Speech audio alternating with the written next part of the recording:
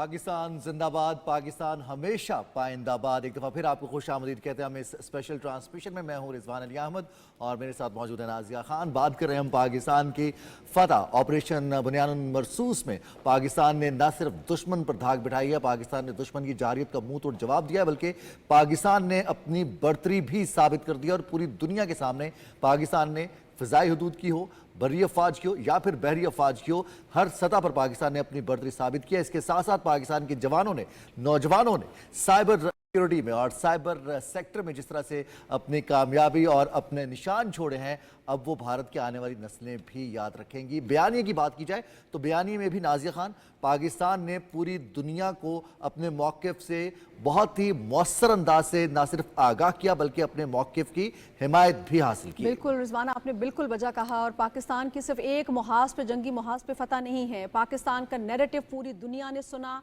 उस पर तवज्जो दी, पाकिस्तान ने वहाँ पर कामयाबी हासिल की। सिफारती सतह पे पूरी दुनिया मुतवज्जो हुई, पाकिस्तान ने वहाँ पर अपने आप को मनवाया। और जब जंग के मैदान की बात हुई, जब फ़ज़ाओं की बात हुई, तो वहाँ पर भी हमने हमेशा की तरह अपनी बढ़तरी को न सिर्फ कायम रखा बल्कि दुनिया भर को ये पैगाम दे दिया कि पाकिस्तान जो है वो हमेशा से चौकन्ना है और हमारी जो तमाम तर तैयारी है अज़ली दुश्मन से डे फर्स्ट के लिए हम मुकम्मल तौर पर तैयार हैं। और अभी भी कल भी DGISPR ने कहा कि अगर कोई मिस एडवेंचर किया गया तो हम उसका जवाब भरपूर तरीके से देंगे। और ये बात भी हम अच्छी तरह से जानते हैं कि पाकिस्तान एक तरफ तो यकीनी तौर पे हम सेलिब्रेट कर रहे हैं रिजवान इस सारी जश्न को, इस फतह को हम बड़ी खुशी महसूस कर रहे हैं, लेकिन दूसरी तरफ अब डिप्लोमेटिकली हमने इसको कैसे आगे लेकर चलना है, ये एक बड़ा ही अहम सवाल है। और सवाल फिर ये भी कि जिस तरह से मसला कश्मीर सरफेस पे वापस आया है, और ये बहुत ही ज़रूरी हो गया है कि इस मसले को हल किया जाए, क्योंकि हर कुछ अरसे के बाद रिजवान हम देखते हैं कि दो एटमी ताकतें आमने सामने आन खड़ी होती हैं और मसला कश्मीर जब तक हल नहीं होता, अब दुनिया इसकी मौतरफ नज़र आ रही है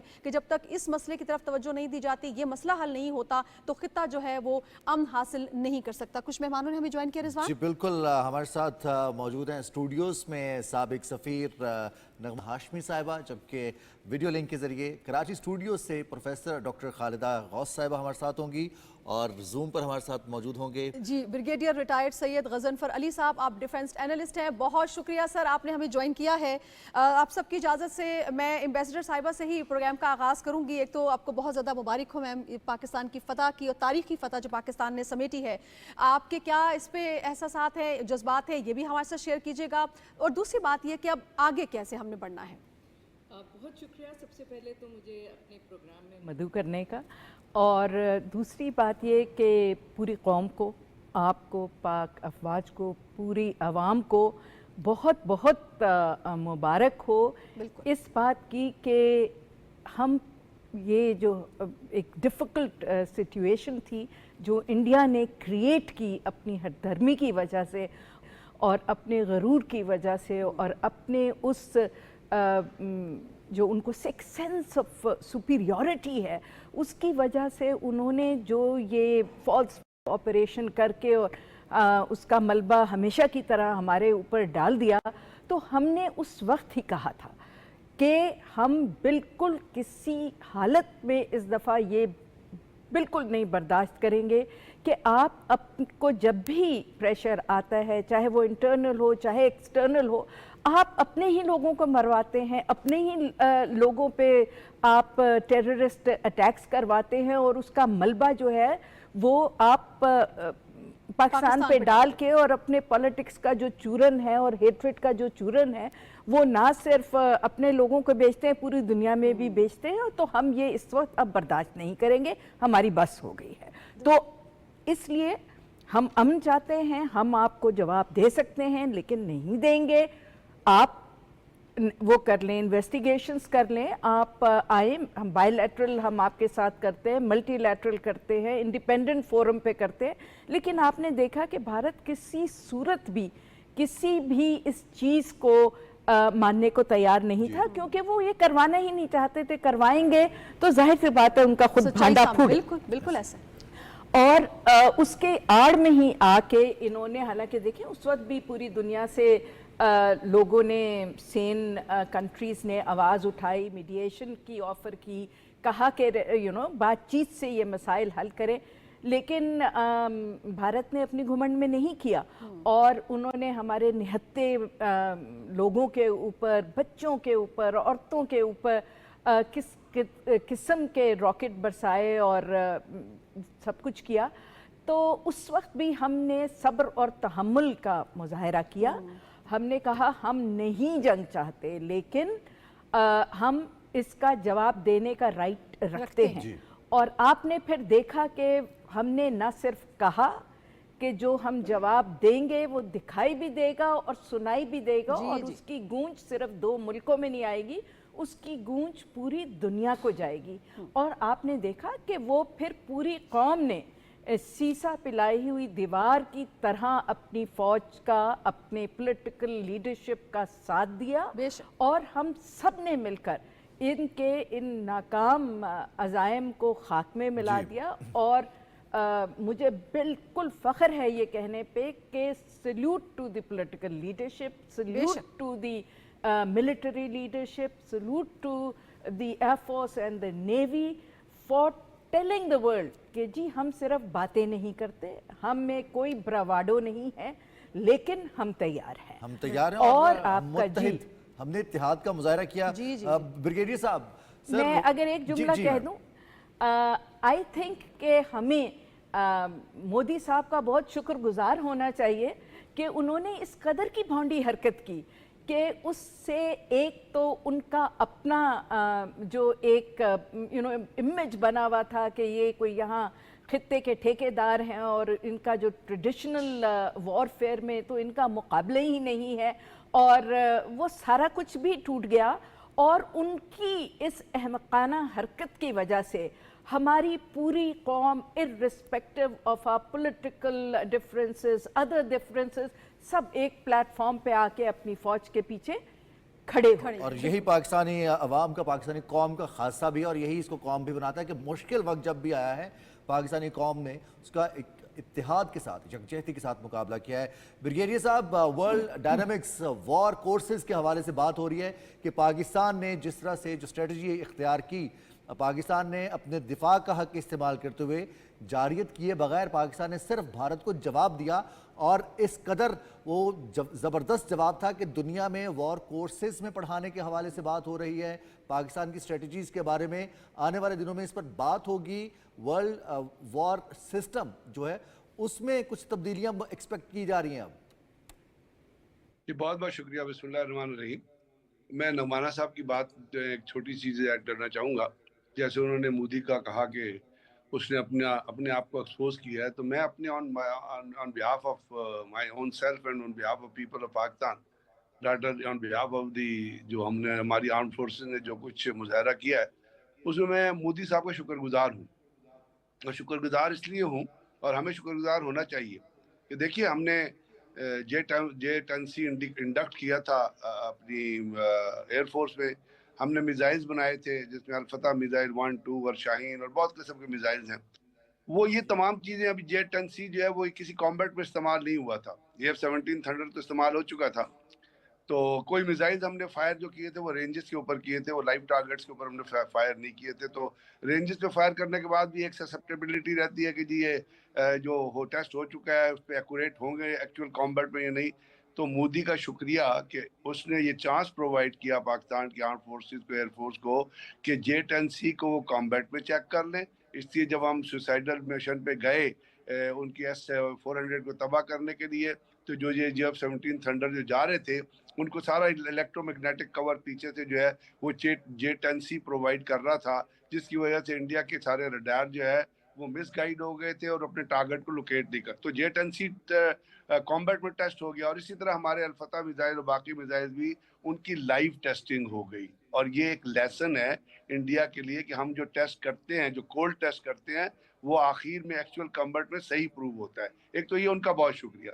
दूसरी बात जो मैं आपकी तवज्जो दिलाना चाहूँगा, एक वो बहुत बड़ी बात है, एक स्ट्रेटेजिकली अगर आप सोचें, आपको याद है कि वेस्ट का एक बहुत बड़ा प्रोपेगेंडा था, और जिसमें तकरीबन सारे वेस्टर्न और इंडियन जो है थिंकर्स हैं और एलिमेंट्स हैं जो दुनिया को मिसगाइड करते हैं, वो सब शामिल थे। वो हमेशा ही कहते थे, और बहुत तरीके से आया कि पाकिस्तान से हमें ख़तरा है जी कि इसके न्यूक्लियर हथियार जो है वो टेररिस्ट के हाथ लग जाएगी और पाकिस्तान इतना रिस्पॉन्सिबल मुल्क है कि वो न्यूक्लियर वेपन चला देगा, ये कर देगा। हालांकि राजनाथ सिंह ने आज से 3 साल पहले, राजनाथ सिंह का इंटेलेक्चुअल लेवल आपको पता ही है, जब वो रफेल के ऊपर नींबू निचोड़ रहा था और टायरों के नीचे नींबू रखे हुए थे, तो वो नींबू जो है सारे उनका जूस तो निकल ही गया। लेकिन पाकिस्तान ने ये साबित कर दिया इस कन्फ्लिक्ट में कि हम न्यूक्लियर पावर होते हुए भी रेस्ट्रेंट का मुजाहरा कर सकते हैं, मीनिंग देयर बाई कि हम एक बहुत सेंसिबल और बहुत रिस्पॉन्सिबल किस्म की कौम है। हमने कन्वेंशनल डिटरेंस इस्तेमाल कर दें, रिस्पॉन्सिबिलिटी भारत की गैर अफसुदा यूरेनियम उनकी ओपन मार्केट में फरोख्त होती रही। यही मैं अर्ज कर रहा हूँ ना कि वेस्ट हमें कहता था ना, तो आज वेस्टर्न टेक्नोलॉजी को, वेस्टर्न थिंकर को भी पता चल गया है, और ये एक लेसन है जो अक्रॉस द बोर्ड जाना चाहिए। और हमको ये बार बार उठाना चाहिए कि आप हमारे खिलाफ प्रोपेगेंडा करते थे कि हम इररिस्पॉन्सिबल हैं, हमारे न्यूक्लियर एसेट्स से। हमने न्यूक्लियर होते हुए कन्वेंशनल डिटरेंस इस्तेमाल किया है। हमने अल-फतह मिसाइल और हमने कन्वेंशनल डिटरेंस इस्तेमाल करते हुए 3 किस्म के टारगेट्स को हिट किया है। एक स्ट्रेटेजिक लेवल के टारगेट्स हैं जिसमें आपके सारे एयरफील्ड, जैसे कल डीजीएस आईएसपीआर ने कहा आप सूरतगढ़ से शुरू हो जाए वेस्टर्न कमांड से और नीचे नदर्न कमांड तक आ जाए। हमने सारे स्ट्रेटेजिक टारगेट से हिट किए। S-400 बहुत सुपर स्ट्रेटेजिक टारगेट है जिसके ऊपर इंडिया को और रूस को भी बड़ा नाज है। हमने वो भी तबाह कर दिया, उसकी बैटरीज को भी हिट किया।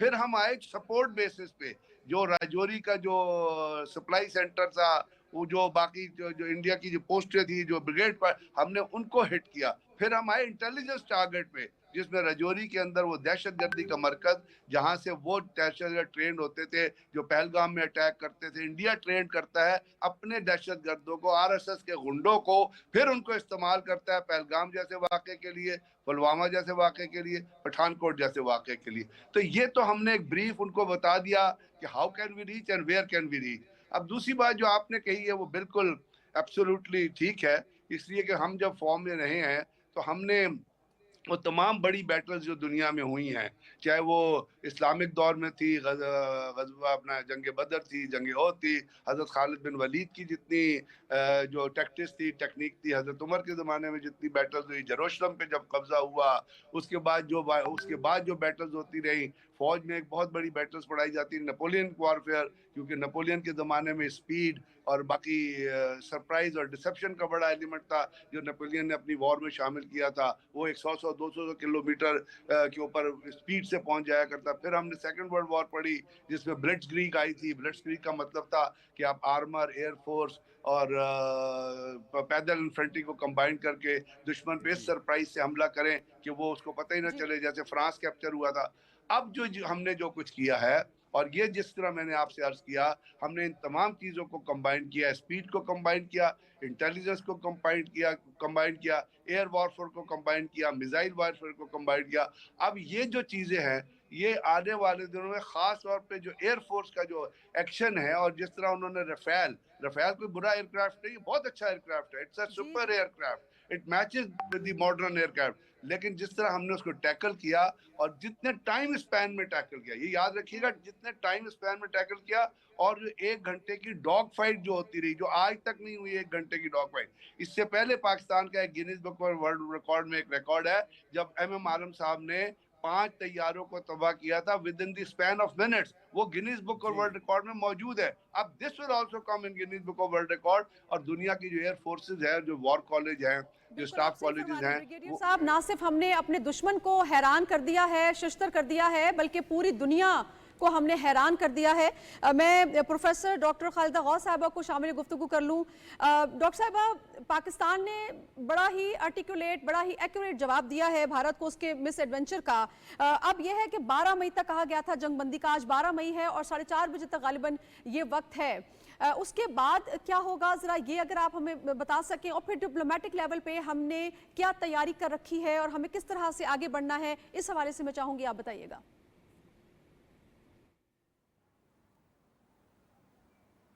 देखिए, अनफॉर्चुनेटली अभी तक जो चीज़ें हुई हैं उसमें तो हम बात कर ही रहे हैं कि किस नौयत से दोनों मुल्क रिस्पॉन्ड कर रहे हैं, और उसूलन तो ये होना चाहिए कि फॉरवर्ड लुकिंग स्ट्रैटेजी होना चाहिए कि जहाँ पे जो अमन कायम हुआ है उसे सस्टेनेबल किया जाए। मुझे जो दिखता है वो ये दिखता है कि भारत को ये पिछले 4-6 दिन के अंदर जो कुछ भी हुआ है वो इस उनके लिए वो ना वहाँ के पॉलिटिशियंस को, ना वहाँ के हुक्मरानों को, ना वहाँ के अवाम को उनके यहाँ सिंक इन नहीं हुआ है। अगर आप उनके पार्लियामेंट के अंदर भी डिस्कशन देखें तो नई किस्म की कॉन्स्पिरेसी थियरीज निकल के आ रही हैं। जब ऐसी चीज़ दिखती है और जब आप वहाँ पे नई कॉन्स्पिरेसी थियरीज दिखती उभरते हुए दिखती है कि जब वो डिस्कशंस अगर आप उनकी सुने और जिस तरह की बहस वहाँ पे हो रही है तो जहन में ये बात आती है कि हम तो डिप्लोमेटिकली और हम ये चाहते हैं कि अमन को सस्टेनेबल करें और किसी किस्म के रेजोल्यूशंस की तरफ बढ़ें कि जहाँ पे ये इस खत्ते के अंदर दहशतगर्दी है, कश्मीर का इशू है, अनरिजॉल्व इशू है, इनकी तरफ आप इमिडिएटली तो रिजॉल्व नहीं कर सकते मगर कम से कम एक नेगोशिएटिंग टेबल के ऊपर तो आए ना। मगर वहाँ पे जिस तरह से वो पार्लियामेंटेरियंस और सियासतदान गुफ्तगू कर रहे हैं तो वो तो ये लगता है कि इस चीज़ के तरफ आने के लिए भी तैयार नहीं होंगे। तो भारत जो है वो ऐसा नहीं है कि सिर्फ पाकिस्तान के लिए ऐसा है, मुझे ये लगता है कि वो ये खित्ते के लिए बहुत ख़तरनाक है, साउथ एशिया के लिए बहुत ख़तरनाक है। उसको फ़िक्र ना पाकिस्तान की है ना साउथ एशिया की है। वो चाहता क्या है पाकिस्तान से, वो साउथ एशिया, देखिए ये SDGs का दौर है तो वो बिल्कुल भी नहीं सोच रहा है कि वो इस खित्ते को कितना पीछे लेके जा रहा है। You look at the Latin American countries, they are moving forward on the SDGs, मगर जो इंडिया है वो इन चीज़ों के ऊपर नहीं सोच रहा है कि कितने सेटबैक्स हो रहे हैं। तो और उसकी जो जिंगोइज्म है खाली इस पिछले हफ्ते के जो वाक़यात हैं उसके ऊपर नहीं है। आप देखिए कि ये पिछले जो 5-6 दिन के अंदर पूरे का पूरा हुआ है, उनके ऑपरेशन सिंदूर का आउटकम जो उनके लिए निकला है, मुझे ये लगता है कि वहाँ पे जो पॉलिटिकल रेडिकलाइजेशन और जो रिलीजियस रेडिकलाइजेशन, भारत के अंदर एक किस्म की रेडिकलाइजेशन और इंडोक्ट्रिनेशन नहीं है, वहाँ पे पॉलिटिकल इंडोक्ट्रिनेशन भी है जो कि हिंदुत्व के फ़िलासफ़ी को बहुत वो करता है, और रिलीजियस उनकी इंडोक्ट्रिनेशन भी ऐसी है जो दूसरे मजहबी जो माइनॉरिटीज़ हों उनके लिए टोटली इंटॉलरेंट है। तो ये मज़ीद बढ़ेगी और उसको वो एक्सटेंड करते हैं और उसको बहाना इस्तेमाल करते हैं अपनी दूसरी माइनॉरिटीज़ को सब्जुगेट करने के लिए, और एक फियर का एलिमेंट उसको इस्तेमाल करते हैं। और दूसरी जो बात मैं आपको कहूँगी, बहुत I think we should be thinking about it, brigadier साहब भी हैं आपके स्टूडियो में, एम्बेसडर साहिबा भी हैं, इंडिया की एक टेंडेंसी है कि जो उसके इंटरनल इशू हैं वो इसको एक्सटर्नलाइज करता है। दहशतगर्दी उसका इंटरनल इशू है क्योंकि वो सब्जुकेट करता है, टेरराइज करता है अपने अंदरूनी मसाइल और माइनॉरिटी कम्युनिटीज़ को। उसके यहाँ कितने मामलात हैं जिसको वो by disproportionate use of force से वो दबाता है। और जो एक्सटर्नल इशू है कश्मीर का, इंडियन हेल्थ कश्मीर का इशू और कश्मीर का डिस्प्यूट, उसको वो इंटरनलाइज करने का बात करता है, चाहे वो 370 आर्टिकल 370 हो या 35A के तहत आप देखिए डेमोग्राफिक चेंज लेके आने की बात करता हो।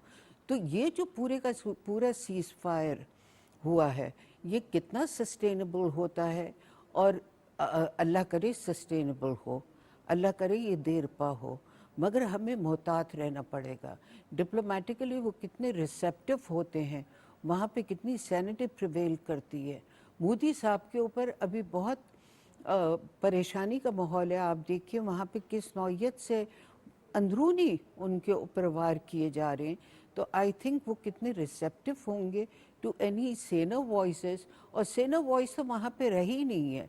आप देखिए ना, इंडिया के अंदर तो पीस कॉन्स्टिट्यूएंसी बिल्कुल ख़त्म हो गई है। हालांकि अभी इस कॉन्फ्लिक्ट से यहाँ से निकले हैं, पाकिस्तानी भी निकले हैं, मगर क्या पाकिस्तान के अंदर पीस कॉन्स्टिट्यूएंसी ख़त्म हुई है कि पाकिस्तान इंडिया के साथ अमन की बात की जाए ताकि कायम हो? ऐसी बात नहीं हुई है। तो India is standing at a very difficult position, और ये कंडीशन मोदी साहब ने पिछले इतने सालों के अंदर खुद क्रिएट की है, खुद क्रिएट की है। वहाँ पे ये जो इतना जुनूनियत, ये सब कुछ भारत ने, मोदी ने, बीजेपी ने खुद क्रिएट किया है। अपने मीडिया को प्रेशराइज किया, गोदी मीडिया बनाया, गोदी मीडिया ने वही प्रेशर हुकूमत पर डाला और हुकूमत ने वो इकदामात उठाए, भारतीय हुकूमत ने, जिसके बाद अब दोनों को शर्मिंदगी का भी सामना है और अल्टीमेट प्रेशर का भी सामना है। नगमाना हाशमी साहिबा, पाकिस्तान और भारत एक तवील अरसे के बाद मेज़ पर बैठने जा रहे हैं, बातचीत करने के लिए जा रहे हैं। भारत को पाकिस्तान ने 12 ये वाज़ेह पैगाम दिया था कि हमारी अमन की ख्वाहिश को कमज़ोरी ना समझे, गुफ्तगू से मसाइल हल होते हैं, लेकिन भारत इस बात को शायद अपनी सुपरमेसी समझता था कि हमें बात करने की ज़रूरत ही नहीं है। अब जब वो इस तरह से मेज़ पर आ रहा है तो तमाम मौज़ूआत पर, including Kashmir, Indus water treaty और टेररिज्म, इस पर बात होगी। और पाकिस्तान, जो तमाम तर पाकिस्तान के तहफ़्फ़ुज़ात हैं आलमी बिरादरी के सामने पाकिस्तान ने रखे हैं भारत को लेकर, वो एक दफ़ा भारत के सामने 1-to-1 बात भी हो सकती है। बहुत शुक्रिया। आई थिंक आपने बहुत अहम सवाल किया है और मैं प्रोफेसर साहिबा की एग्री करूँगी कि अब हमने सोचना है कि आगे क्या होगा। जो हमारी सुपीरियॉरिटी थी वो तो हमने दिखा दी है, बल्कि अगर आप वो डेली टेलीग्राफ का फ्रंट पेज देखें तो उस पर वो JF-17 की और उन्होंने तस्वीर लगाई हुई है या J-10C की, और उसकी हेडलाइन है कि Pakistan air force the undisputed king of the skies. तो आई थिंक ये उनके लिए डाइजेस्ट करना बड़ा मुश्किल है। जहाँ तक सीज़ फायर का और टेबल पे आने का ताल्लुक़ है, तो देखिए ऑलरेडी कल से उनके यहाँ एक अजीब सी डिबेट शुरू हुई है कि जी किसने सीज़ फायर का कहा, हमने तो सीज़ फायर का नहीं कहा। हालांकि ये भी वो मोदी साहब और उनके जो इर्द गिर्द के लोग हैं वो अपनी खिफत मिटाने के लिए, अपने लोगों के आगे फेस सेविंग करने के लिए उनसे झूठ बोल रहे थे कि जी हमसे तो बैक कर रहा था पाकिस्तान सीज़ फायर करने के लिए, जिसको देखें और अमेरिकन्स ने रिफ्यूट कर दिया है खड़े होके। सॉरी फॉर इंटरप्शन, अभी DGISPR ने भी इस बात को बिल्कुल क्लैरिफाई किया है कि ये पाकिस्तानी भारत की जानिब से जो है वो जंगबंदी का कहा गया, जिसकी वजह से आगे फिर मामला चले हैं। जी बिल्कुल, और अमेरिकन्स ने खुद भी कहा है कि इंडियंस ने उन्हें कॉल करके कहा कि जी आप बीच बचाव कराएं और आप ये सीज़ फायर कराएं। तो जो सीज़ फायर को भी लेके उस पर पॉलिटिक्स खेल रहे हैं, तो टेबल पे आते उन्हें कितना टाइम लगेगा, दिस इज़ एनीबडीज गेस। इस वक्त जो उनके स्ट्रेटेजिक पार्टनर्स हैं वो तो ये चाहेंगे कि कोई नेगोशिएशंस हों, कोई थोड़े अरसे के लिए कम से कम ये दोनों कंट्रीज़ के दरमियान अब मजीद कोई लड़ाई झगड़े की बात ना हो। Whether they are able to convince the Indians to come to the table, but once they come to the table, तो I think मुझे अगर इजाज़त हो तो मैं 2 पॉइंट्स कहना चाहूँगी कि इस दफ़ा पाकिस्तान मॉरल हाई ग्राउंड पे है, मिलिटरली हम लोग एक बहुत हाई ग्राउंड पे हैं और हम टेबल पे जाने को तैयार हैं from a position of strength. और इस वक्त पूरी दुनिया का फोकस हमारे ऊपर है, और जैसे आपने अपने इंट्रो में भी कहा कि पूरी दुनिया इस वक्त परेशान है कि ये पाकिस्तान और चाइना ने मिलके जिस किस्म का ये डिफेंस माउंट किया है, उनकी टेक्नोलॉजी है यूज़ हम करते हैं। लोग ये भी भूल जाते हैं कि उनकी टेक्नोलॉजी डेवलपमेंट करने में ये JF-17 बनाने में हमारे इंजीनियर्स का, हमारे मैकेनिक्स का बहुत ही ज़्यादा हाथ है। तो ये इसीलिए इसका जॉइंट फाइटर है ना, तो इसीलिए उसका नाम भी उसी की मुनासबत से रखा गया है। और लोगों के ऊपर ये भी बात आया हो गई है कि जी it's not only that, whether it is military doctrine, whether it is political doctrine, whether it is sobriety of a nuclear nation, हम हर फ्रंट पे इंडिया से सुपीरियर साबित हुए हैं। और उनको भी अब ये परेशानी है कि जिस कंट्री को वो एक बुलवर्क बना के खड़ा करना चाह रहे थे to restrict and restrain China and to be the net security provider in the Asia Pacific region, इसका अब हम क्या करें? You know, so they have to rethink their own strategies. तो हमें इस वक्त जो हमारे कोर इश्यूज हैं उन पे स्ट्रेस करना चाहिए, जिसमें सबसे पहली बात of course the issue of Jammu and Kashmir है। Again I would like to thank Modi साहब एंड हिज बेवकूफियाँ कि हम अरसे से कह रहे थे ये एक इंटरनेशनल इशू है, इसको यूएन के रेजोल्यूशंस के अंडर हल होना चाहिए। हम कह रहे थे कि हम थर्ड पार्टी मीडिएशन के लिए भी तैयार हैं, और वो कभी नहीं मानते थे।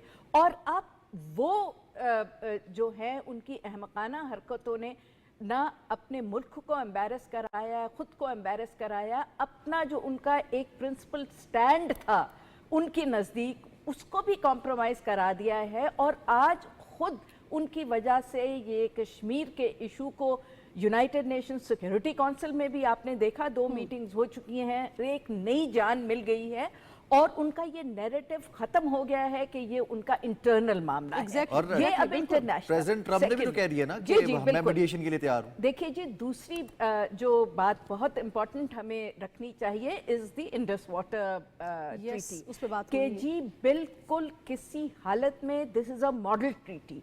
इस ट्रीटी होने के बाद बाकी सारी ट्रीटीज जो दुनिया में अपर लोअर राइपेरियन स्टेट्स में हुई हैं उसमें इस ट्रीटी को मॉडल बनाया गया है। और हमें अब इंसिस्ट करना चाहिए कि जितनी वायलेशंस पहले उन्होंने की हैं उसकी वजह से भी हमें 19% ऑफ आवर वाटर का जो कोटा है वो कम मिल रहा है। और वो गारंटीज होनी चाहिए कि आइंदा कोई और इस तरह की डैम्स वो नहीं बनाएगा और हमारा फुल कोटा ऑफ वाटर है उसको रेस्टोर करेगा, बिकॉज ये वाटर वेपनाइजेशन और वाटर पे war would be our absolute red line. इस पे तो कोई कॉम्प्रोमाइज नहीं हो सकता। और थर्ड आई थिंक बहुत इंपॉर्टेंट है, अगर इजाजत हो, कि थर्ड बहुत इंपॉर्टेंट है कि हम किसी किस्म का मैकेनिज्म कहें कि डेवलप होना चाहिए ताकि ये जो इंडिया ने एक तमाशा सा बना लिया है कि हर रोज एक फॉल्स फ्लैग ऑपरेशन करता है और सारा मलबा उठा के हमारे ऊपर डाल देता है। अब हमें भी दुनिया को, हम बहुत अरसे से कह रहे हैं, उनको नहीं समझ आ रही थी, अब खुद उनके यहाँ इंडिया ने टेररिज्म किया, कनाडा में, अमेरिका में, यूके में, ऑस्ट्रेलिया में, तो अब उनको समझ थोड़ी आनी शुरू हो गई है। लेकिन हमें ये गारंटीज लेनी चाहिए कि जी हमारे यहाँ जो टेररिज्म हो रही है उसके पीछे इंडिया एक्सेप्ट करे और कोई ऐसा मैकेनिज्म बनाए कि चाहे उनके यहाँ टेररिज्म हो चाहे हमारे यहाँ, तो एक दूसरे को ब्लेम करने के बजाय कोई मैकेनिज्म हो जिसके तहत आप एक कोई न्यूट्रल इन्वेस्टिगेशन कराए फिर नतीजे पे निकले। बिल्कुल सही बात है। तो ऐसे ये 3-4 चीजें बहुत इंपॉर्टेंट। बिल्कुल ऐसे ही है। जो हमारे डिप्लोमेटिकली जो लोग इस सारे मामले को देख रहे हैं वो ये तौर पे अपना पूरा होमवर्क कंप्लीट करके ही फिर मुज़ाकरात की मेज़ पर होंगे और ये सारी बातें इस पर डिस्कशन होगी। ब्रिगेडियर साहब, बड़ी अहम पॉइंट अभी डॉक्टर साहिबा ने भी उठाया था, खालिदा गौस साहिबा ने, कि ये देखना होगा हमें कि सीज फायर जो है वो कितना सस्टेनेबल है सर, और आप इसके बारे में क्या राय रखते हैं? दूसरी बात सर, मसला कश्मीर एक दफ़ा फिर पूरी दुनिया के सरफेस पे आया है और पता चल चुका है कि जब पाकिस्तान ये कहता था कि खित्ते का जो अमन है वो वाबस्ता है मसला कश्मीर के हल होने से, तो ये बात पाकिस्तान का मौक़िफ़ जो है वो एक दफ़ा फिर दुरुस्त साबित हुआ है। लेकिन सर मेरा सवाल ये है कि भारत कभी भी जो सालिसी है, मीडिएशन है, उसकी तरफ नहीं आता था, हमेशा उसने इनकारी रहा है। तो क्या अब ऐसा हो पाएगा कि भारत जो है वो इसको तस्लीम करे, जिस तरह से अमेरिका के सदर ने कहा कि वो सालिसी के लिए तैयार है और वो चाहते हैं कि मसला कश्मीर हल हो, तो ये एक्सेप्टेबल होगा, keeping in view the fact कि भारत की क्रेडिबिलिटी इस वक्त जीरो हो चुकी है और वो अपनी इंटरनल ऑडियंस के सामने हर लिहाज से जवाबदेह है? अगर इजाजत हो तो मैं भी आपके सवाल में एक सवाल ऐड कर दूं। जी ब्रिगेडियर साहब, हमारा साहबा कुछ पूछना चाह रही हैं। जी जी मैं इसी सवाल में आपसे, because you from the military, ये पूछना चाहूँगी आपसे कि क्या ये सारी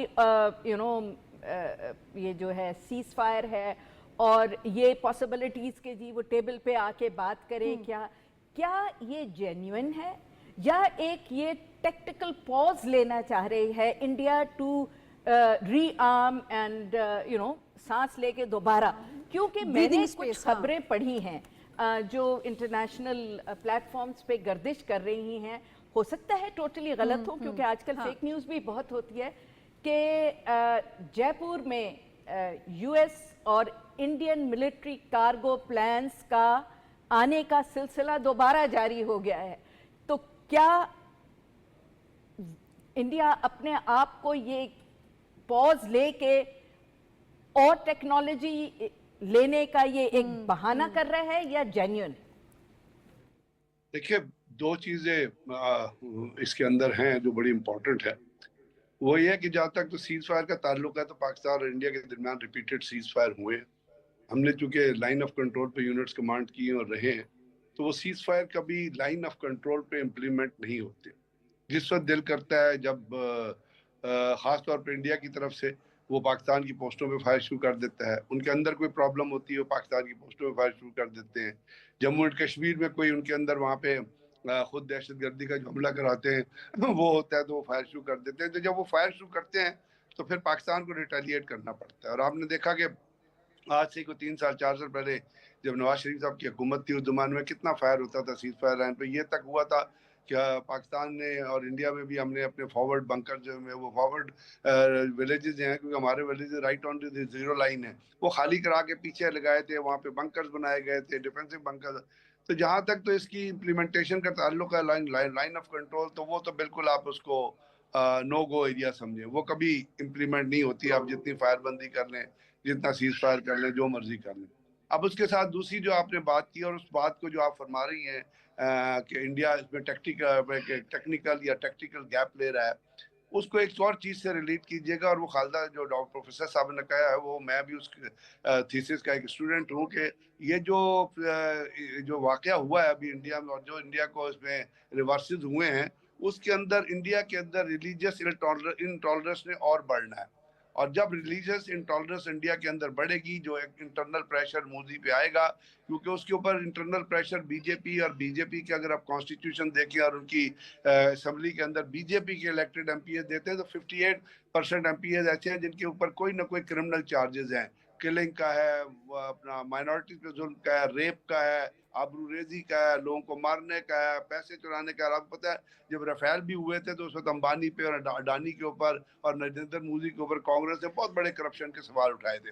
तो वो जो इन रिलीजियस इंटॉलरेंस जनरेट करना है और पीस का जो अपना इशू है पीस मेकिंग का, वो नैरो होता जाना है। तो जो आप सवाल कर रही हैं कि इंडिया एक टेक्निकल गैप ले रहा है और हो सकता है उसके बाद फिर वो दोबारा अपने इंटरनल प्रेशर से मजबूर होकर कोई ऐसी चीज करने की कोशिश करे, तो ये याद रखिएगा कि मैं जो इस वक्त की इंडिया की लीडरशिप है, जिसका हेड नरेंद्र मोदी और साथ अमित शाह, ये गैंग ऑफ 4 और 5 है जो बैठा हुआ है इस वक्त इंडिया में। अगर आप देखिए पूरे इंडिया को इन्होंने आगे लगाया, पूरे इंडिया में तबाही और बर्बादी कर रहे हैं। उसमें नरेंद्र मोदी है, अमित शाह है, अजीत कुमार डैवल है और वो बाबू बजरंगी है, उसके बाद वो मोहन भगवत है और इनके 2-3 और चेले चाटे हैं जो इनके पीछे हमेशा लगे रहते हैं।